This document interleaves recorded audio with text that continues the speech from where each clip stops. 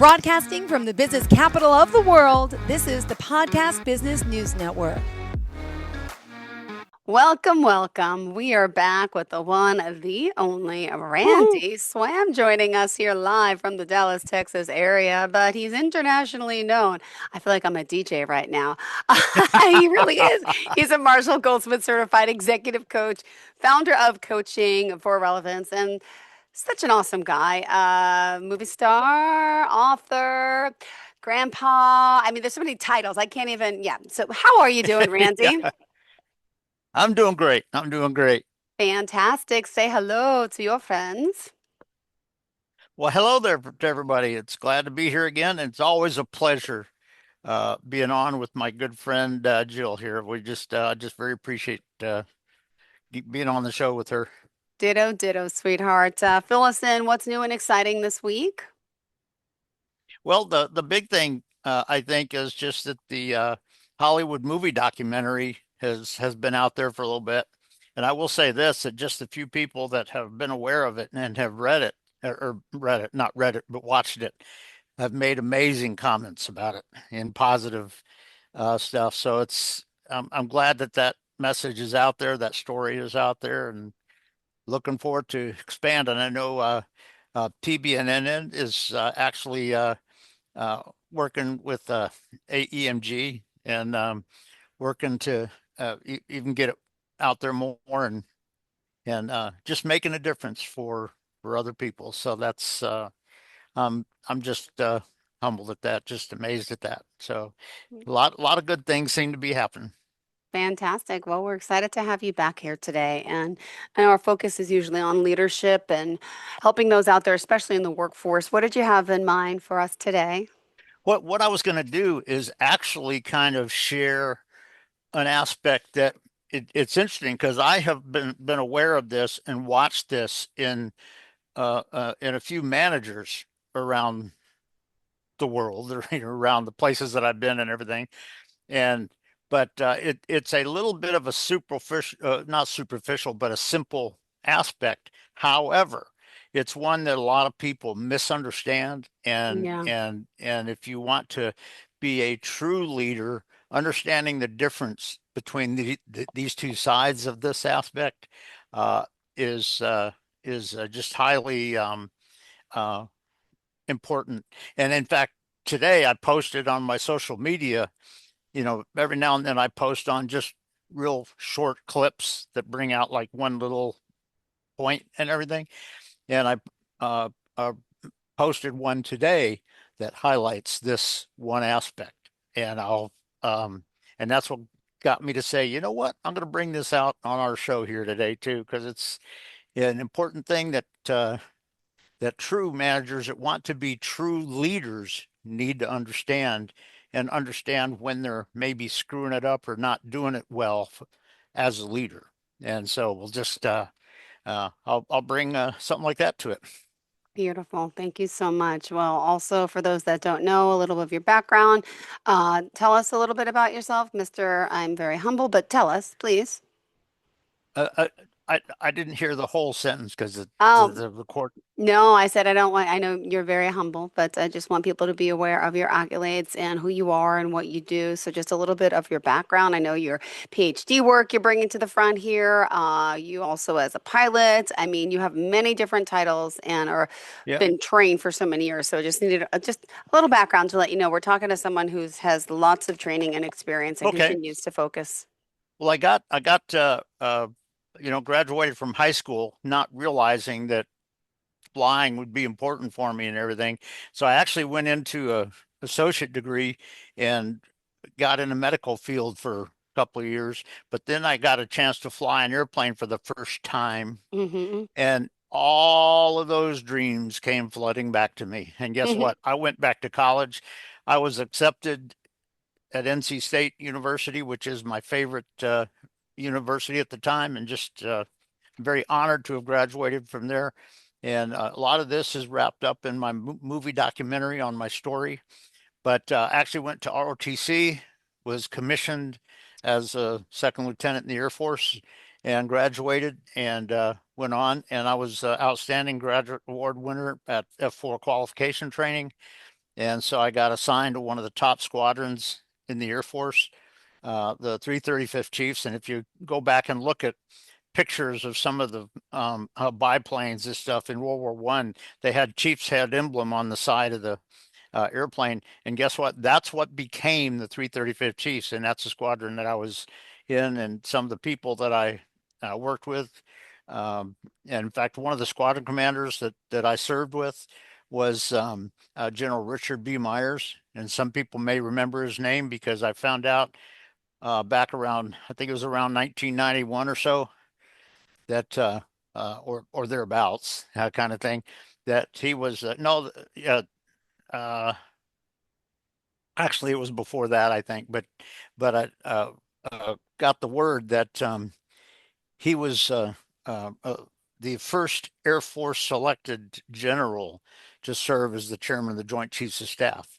And so it was General Richard B. Myers at the time. I so appreciated him, served with him. I learned a lot about leadership from just observing what he did and how he did it, and all that kind of stuff. And did that. And then I was when I retired from the military, I actually already had a group down here in Texas that had offered me a position uh, in jet training, and I came down and kind of got involved in the training aspects for the company, and been doing that ever since 1992 or so, 1993. So it's been great. And for the last, actually, for the last 26 years, I've been at CAE and been training and certifying jet pilots. And but in addition to that, I've also got my like you said, my Marshall Goldsmith certified executive coach, because this aspect of leadership has been so important in my mind and in who I am. And I'm also a master level neuroplastician with the Institute for Organizational Neuroscience and the NPN hub over in Germany. And I have several colleagues that I work with there, and all that. So for me, it's just this aspect about really bringing leadership. And I've got a concept in my company that is approved for me from the government, and it's all called organizational maneuverability. And that's a, a concept and an initiative that is approved for me out of the government and everything. And so it's something that I bring a lot of this too, because you know what, in today's world, not everything just fits rote academic things, and you have to be aware of some of the unexpected factors that can come on, and those are just all sorts of things that leaders need to do, pilots, and all of that. And so uh, and when you're developing people, even as a coach, when you're developing people, if all you're doing is leading them to some rote, superficial academic thing, you're not actually getting the job done with that either. So I bring a lot of that to just all that I'm doing. Aw, thank you. Thank you. Thank you. Any stories for today? What are we going to start off with sharing? What Well, advice? What? yeah, here's what I'll kind of throw out to you on this. One of the things that you find people have a tendency to do with the people that work for them and all that is to perhaps tell jokes and get them laughing and all that kind of stuff. Now, understand that can be possibly a good thing, but people need to understand there is a key difference in how that's being done. And the reason I say this is I've seen a number of dysfunctional and unethical managers and out there, that what they do is they apply a joke or something to get the people laughing and everything, but the reason they're doing it is because that takes their mind off of things, Mm-hmm. and they can pull them underneath my authority, and I can just tell them what to do and shut off their brains and just tell them what to do and get them to do it. And if that is what you're trying to do, if the Yeah. fact of bringing the humor and all that is central to what you're doing, and what you're trying to do is to basically give yourself complete control and dictating and all of that, you got to understand you are not being a leader. You are not being an ethical leader. You are not doing what's necessary, because a lot of people need to understand that when you're talking about this aspect of Yeah. maybe telling jokes or getting your people kind of laughing or whatever like that, there's two aspects about it. And what's dysfunctional in what I just described for you is that you're having it so that it all just comes back to you and you can control it. That is not what you want, because that's narcissistic, it's dysfunctional, and in many respects, it's unethical, because what you're thinking about may not be exactly the situation they're being involved with or whatever. But the bottom line is, what you need to understand is when you're telling a joke and they kind of chuckle and all that kind of stuff, what it should be is it's not just about you dictating, but it's about them gaining a real sense of oneness with the team, with what you're trying to accomplish. But in addition to that, it has them have their mind in gear where they can be aware of maybe things that they didn't think about because there's things that were disconnecting with it that they were able to throw aside when they were laughing with the joke and everything. But the bottom line is you got to realize it's not about bringing all the attention back to the leader in that. It's about building their awareness with where they are right now, with what they're really seeing, and giving them a real comfort in the situation. And so it's a subtle thing that sometimes people don't think about. And what I throw out to people is if you're going to be telling, and guess what, telling a joke or getting your people chuckling, Yeah. that can be a good thing. But what is your purpose in doing that? You know what? If your whole purpose is to just get everybody to just depend on me and shut their brains off so I can just tell them what to do, you're not getting the job done. The Yeah. bottom line is it the aspect is that when they sense the joke and they start laughing or whatever, guess what? The whole impact of this and the effectiveness of this goes to them, where they can kind of enhance within themselves their own insight into the situation, into what you're involved with, into what the team's doing, or what the strategy is, how it might need to be tweaked or changed around a little bit, and that kind of thing. And so when you think about it, if you're causing a joke to come to your team or whatever to get them to laugh, if your whole focus is on making them just dependent on you and bringing the attention to you and patting yourself on the back, if that is your goal, that's not getting the job done. Mm. You're not being a leader when you do that. You're being dysfunctional. And because a leader is not somebody that simply just shuts their brain off and tells them what to do, and you just shut your brain off and do what I tell you to do. If that's what you're doing, you're not being a true leader. You're not developing your people. You're not helping them become more effective and more successful. Um, but the bottom line is, if you're doing that, it's not about you calling attention to yourself when they're laughing at it.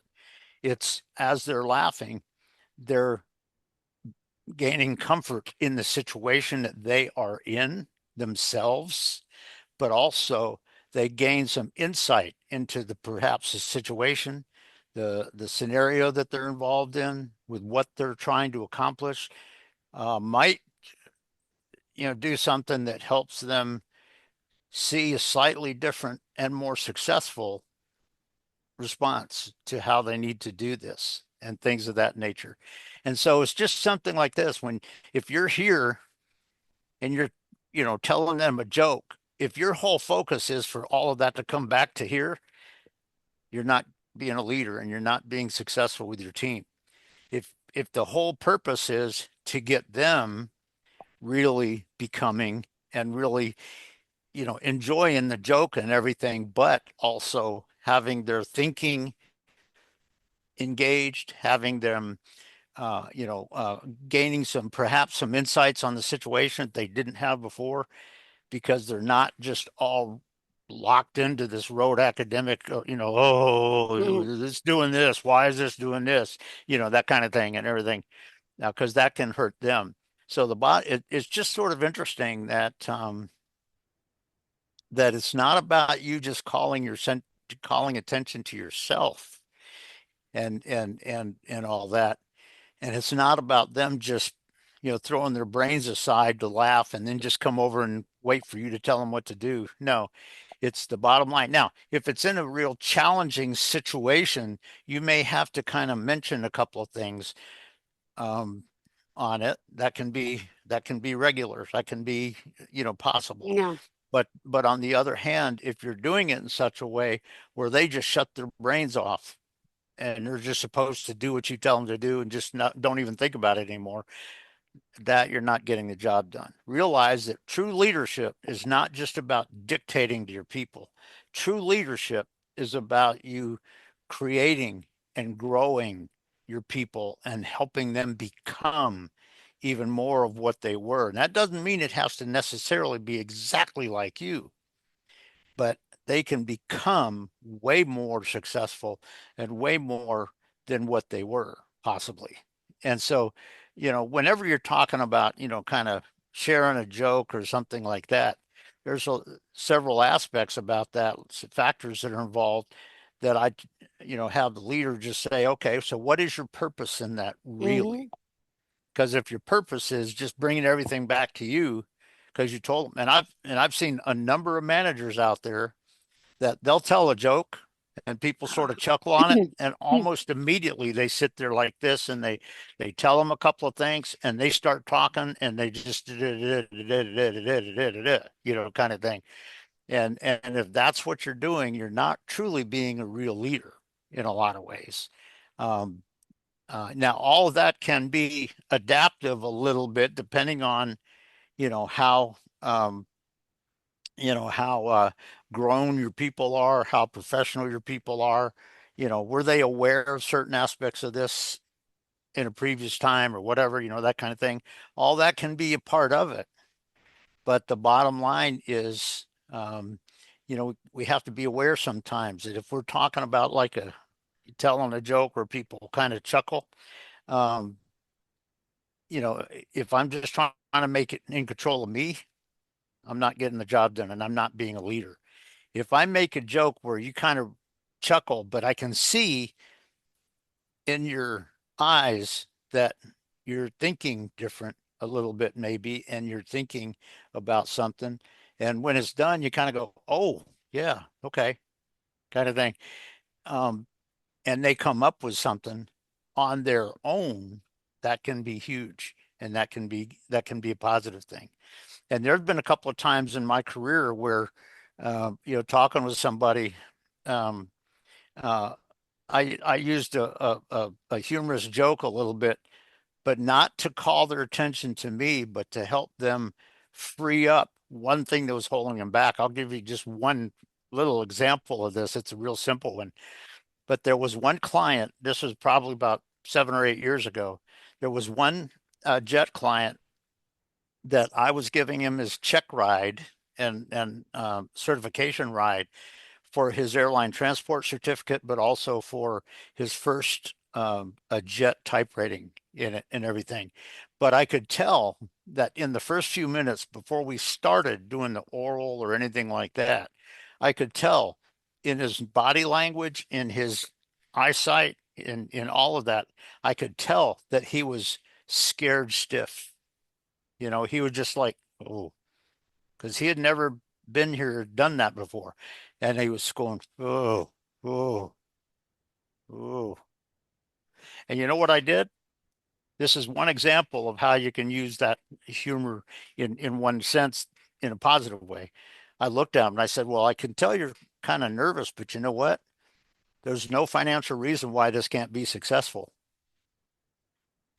you know, and what was amazing is without missing a beat, he goes, well, I guess I could run to the ATM real quick. And I Ah, said, don't worry about it. No problem there. But you know what? That quick, he had overcome the fear and the thing that was holding him back. And he was able to be successful and he satisfactorily accomplished it all. And I basically signed off his certificate and all that kind of stuff. So but but you know what? I told him the joke not to make him dependent on me or not to call attention to myself at all. Not at all. But what it did is it got him to think just a little bit different for a second. And because after he said I can run to the ATM, I said, well, you don't worry about that, kind of thing, because I could tell he was smiling and he wasn't tied up and Yeah. panicked like that anymore. And Oh, he was very, very successful on it. So it's just something to think about when you're talking about when you see your manager or your boss or somebody that is one of the managers that works for you or whatever.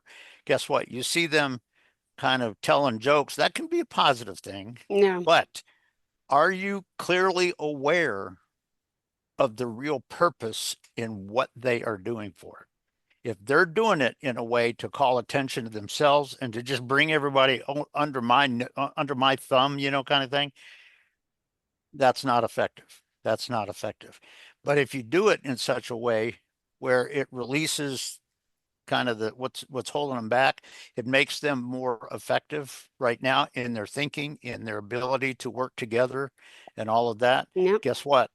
That's not bringing it back to you. That's making the difference here. So it's just something to think about when you're talking about that one little aspect. Because I've seen cases where there's a lot of, well, I'll say a good number of managers out there that I've witnessed that would, tell joke or something and get their people Mm-hmm. laughing, but they did it to try to call attention to themselves and bring them under my authority and stuff. Well, guess what? They're already under your authority. If you're just trying to do that and all you're trying to do is Yep. that, you're not totally getting the job done and you're not truly being a leader. If you do it in such a way where it frees up your people and they can think right, they can come up with the radical success and all of that, you're probably getting it done. So it's just one little thing there that sometimes it's a little bit different. It's not about calling it back to you and making the effect on you. It's about them. And so I just kind of throw that out as one example that can be very effective when you're talking about a organizational maneuverability concept where you have factors that maybe somebody didn't expect, have situations that come on the scene that you weren't totally aware of or whatever. A lot of factors on that, but basically, what's your purpose if you're bringing jokes in like that to get them Mm-hmm. laughing or something like that? The thing I just say is, what is your real purpose in that? If your Yeah. purpose is truly professional and team oriented and really helping them without calling attention to yourself, that can be very positive. If the whole thing is just making it so that they just shut it all off and just, you know, come under my thumb or whatever, that's not getting there. So Mm-mm. I just throw it out as just one little picture on it. Awesome. Thank you so much. All right, we still got a few more minutes, Randy. And always inspirational. What else is there anything currently in the news that you wanted to touch upon? You always kind of leave us with something current. Well, I think that is the big thing on it. But what I would say is, like I said, it's just I mentioned General Richard B. Myers, and one of the finest leaders with whom I've ever served, and the person that that I learned a lot about leadership from, not from anything he ever told me, but because what I observed in him, in how he led our squadron, uh, and everything. But the bottom line is, if all you're looking to do in your organization is to call attention to yourself and Yeah. just make everybody just shut their brains off and try to pat you on the back or something like that, you know what? You're not getting the job done. That's not what it's all about.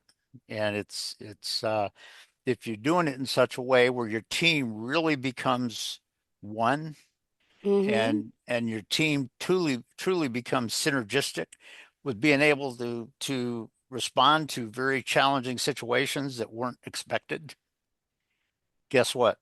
That you can that you can get the job done. That's where you can get success. So it's just one thing on that one aspect about the humor and everything and the jokes. Uh, your purpose in doing it, be on the watch for it because you don't want to let it be that dysfunctional, narcissistic approach. So just something to think about. Thank you so much. And, you know, this week, let's see, we're in the middle of winter here. What's the weather like in Dallas? Well, right now, not very bad. Not very bad. It's a little bit cool, but not bad. But I will say this, that as all the snow is supposed to be coming through towards this weekend and Wait, everything. you're getting snow too? I didn't know. Well, well, Wow, wow, wow, wow. well, if you look at the weather charts, Mm-hmm. Dallas is south of where the snow is. So I don't know that we're going to be getting Ah, any snow, but what I do see, correctly so, is that a number of the groups around the organization here are getting ready for it just in case, kind of thing. And so I will say this, that in the Dallas area here, generally speaking, about one day a year, you get some snow. oh, wow. I didn't even know And that. yeah, and 9 times out of 10, that's around February. But guess what? It's getting close to that now. So who knows, kind of thing. But the bottom line is, it's not something that stays there for days after that. Um, just because, people kind of realize that. Like up in Niagara Falls, which is where I lived before I moved Mm-hmm. down here, guess what? It's all through winter, kind of thing. But down here, generally down here, it's just for one day or maybe two out of the year. And so we will see. Beautiful. Thank you so much. Always a pleasure having you here, Randy. And if we want to reach out to you via the website, via the phone, how do we do this? And I know Okay. you're very Yeah. humble. Ask If any questions. Thank you. And if you go to my website, the homepage on it, and then if you scroll down to the very bottom of it, coaching for relevance and everything. If you scroll down to the very bottom of it, it has my cell phone down there and my email down there. And as you know, Jill, that if anybody calls me, you're not going to get a big sales pitch from me. Now, if somebody has a need, yes, we'll talk about the cost and what we'll do and all that kind of stuff. But I don't go out with sales pitches and stuff like that. I just connect with people. And so if somebody wants to call and they just want to chat for a brief, we can do that. Like I Beautiful. said, if they have a need, yeah, we'll come up with something. Uh, but yeah, on my website, you can see that at the bottom of the homepage. Sure can. Thank you so much, Randy. Enjoy the rest of your day. Stay warm. We'll see if we make it through. We was hearing like about 22 inches potentially here in Long Island and New York. I'm like, could you imagine? That'd be great. Hey, if Yeah, it's gonna be cold, let's take a little snow. Why not? And just don't yeah, fly in it. Okay, be careful. yeah, All right. yeah, yeah. And I'll tell you, I will say this, that a lot of the times where we flew out of Niagara Falls up there, because that's at the squadron there, that's the squadron I retired from. But it was very often during the winter where they just plowed about 50 feet either side of the center line of the runway. And so the braking action was reasonable there. But if you went for more than 50 feet outside on the runway, then guess what? It the braking action was like virtually nothing, because it was all ice and snow and all that kind of stuff. So I remember them having to do that all those days back then. But you know what? The job became so challenging with just making that all right, that very often during the middle of the winter, they typically just had it 50 feet either side of center line. So you had to come in and land right on the center line of the runway so you can get the brakes to stop you and everything. So just a little bit of line with what you were saying. Thank you so much, Randy. Always a pleasure. Enjoy the day, darling. All of our listeners will be back. Stay tuned.